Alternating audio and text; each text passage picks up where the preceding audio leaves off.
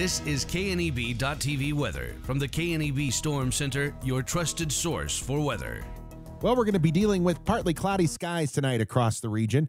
Then we'll turn mainly clear, and that's going to allow temps to fall out there as low temperatures are going to fall into the single digits and leave it downright cold here across the region. We are going to turn a bit warmer tomorrow, then windy and warmer as we go, especially Friday. It looks windy. And our next system, though, going to be in next week, which is going to cool us back down and maybe bring us a slight chance of some more snow showers.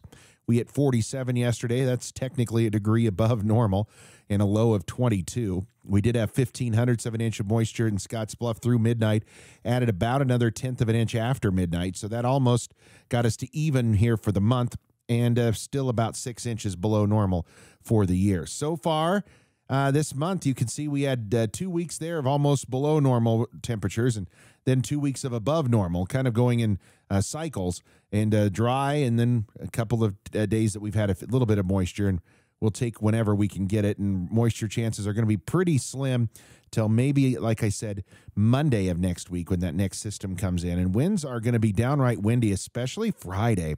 Going to have to keep an eye on some strong winds here across the region. Tomorrow, the story of the morning is going to be cold as temperatures are only going to be near zero out there, and partly cloudy skies on your way home. We'll give that a C.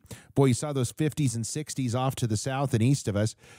We will try to see if we can back that back up there and get that for you. There we go.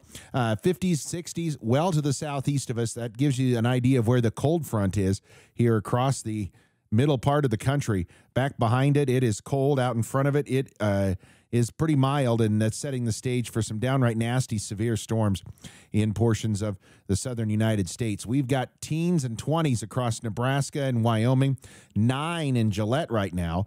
Even colder than that as temperatures are just off to the north of those areas. We're in the teens here across our region, 22 in Ogallala, the warmest we can find, and winds are thankfully light, under 10 miles an hour, and gusts occasionally up to 15. That's still enough, though, to drop wind chills into the single digits. In some areas below zero. We're going to be dealing with below zero wind chills throughout the night here across the region. Futurecast is trying to hint at a flurry or two. I don't think we'll see much of that. We're going to see mostly clear skies here across the region as we get towards sunrise. That's going to allow temps to plummet. Tomorrow, we're going to start the warm-up a little bit, but it's going to take some time with snow on the ground out there. We are going to struggle to get out of the 30s tomorrow, and then I think a better warm-up comes our way, even starting as early as Wednesday night into Thursday morning. We may warm during the night, and I think Thursday is going to be a milder day here across the region. Single digits above and below zero tonight here across all of our region. Tomorrow's highs in the 30s, colder in some of the areas with more snow out there, and not much coming in terms of additional snowfall, maybe a flurry or two. We don't expect it to amount to a whole lot.